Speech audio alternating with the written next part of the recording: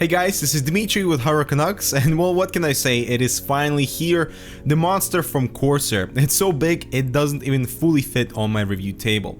Now with the release of the 900D, Corsair is making a bold statement, like they did back in 2008 with the 800D. And while there are a lot of new and improved features to see, I feel Corsair is becoming a little too comfortable with this dominating attitude and are on a slippery slope with quality control, but more on that later. The 900D retails for $350, which is probably not much if you're planning to utilize the chassis to its full potential, but also means high expectations with quality, which unfortunately is not the case here. The chassis is simply elegant, certainly an eye candy for a PC builder, with that massive tinted window to reveal your hardware and brushed aluminum on the front. It certainly is very distinguishable chassis, and we like it. The front panel is removable. That reveals a fine mesh dust filter and triple 120mm front intake.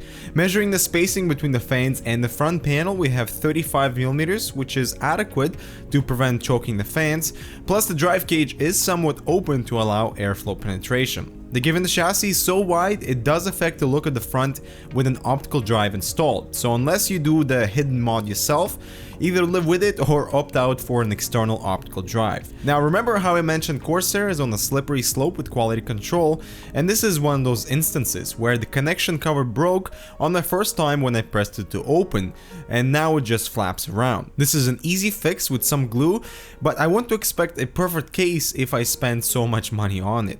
Behind the cover we have a total of 6 USB ports, 2 of which are USB 3, PR buttons and audio jacks. The top mesh has a different design, a break from the conventional honeycomb or circular ventilation, also has a built-in dust filter. It is removable. I had to do it off camera because it is very difficult trying to lodge it out of place.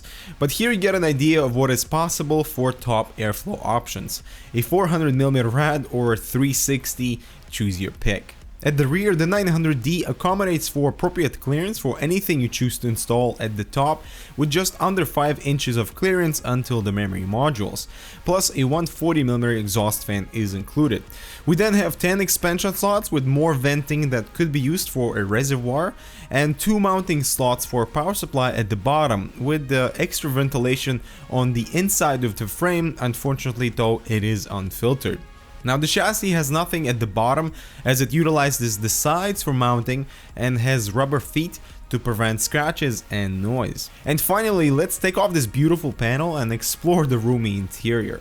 The 900D utilizes toolless panels, so with the push of a button the panel comes off, and this is another issue I ran into.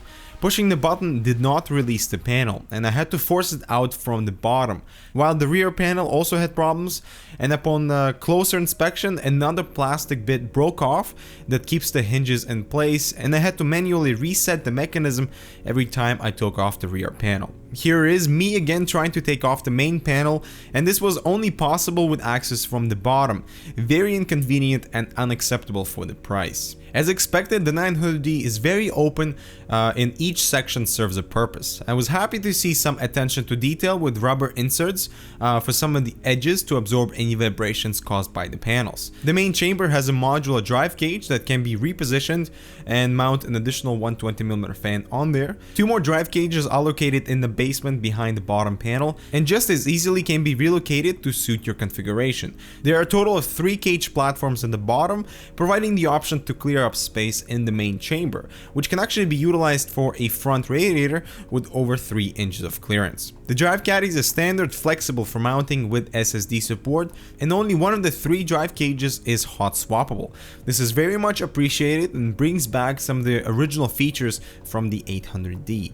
Now the bottom chamber is loaded with features, and opening up both panels we have a magnetic dust filter, also a fine mesh, making this a full dust proof enclosure.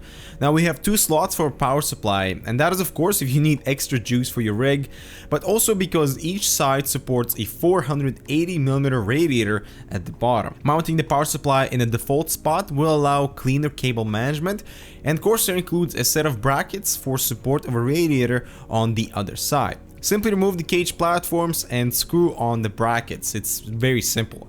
And now you have native support for dual 480mm radiators, with a small compromise of one hard drive cage. And a total of 4.5 inches of clearance is available for the side radiator, meaning push and pull is certainly possible. The bottom doors by default are blocked with another panel that is removable with screws. I ran into a little trouble with one of the screw inserts popping off. Nothing serious, but again shows the lack of quality control with this case. And closing the bottom panel, ventilation is now open and the fans should have absolutely no issues bringing in cool air. And at the rear, Corsair is pretty much known for their cable management style. Really nothing negative to say here. A few cable clamps are included, and you most likely will need the extra reach from the bottom all the way to your 8-pin CPU connector, and the 900D comes with an extension. There are many cable tie notches and cutouts all around the motherboard, plus an inch of space to work with, which makes cable management more pleasant than anything else. The slogan with the 900D is "What will you do with all this room?" And it's funny they say that because mounting our ATX board in there, you really start to wonder what will you do with all this room. After hooking everything up, there's over 16 inches of clearance until the drive cage, and the 900D is left wanting more. It really screams for a powerhouse of a system, and our little reference build does not do justice of the monstrosity the 900D can become. Plus it can handle a lot more at the back too.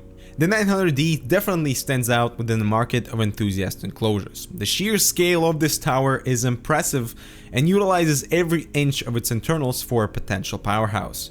Utilization of the bottom chamber for radiators or drive storage is up to you, and it's water cooling where the 900D shines with dual 480mm rad support at once, basically without compromise or hassle. Now of course there were issues that I ran into, like the broken connections panel at the front and stiff side panels that do not work as intended, and extremely difficult process to remove the top dust filter, are all signs of poor quality control or just design flaws. For something this expensive, this is unacceptable. The 900D is not a bad chassis at all. In fact, it's one of the best cases for water cooling enthusiasts.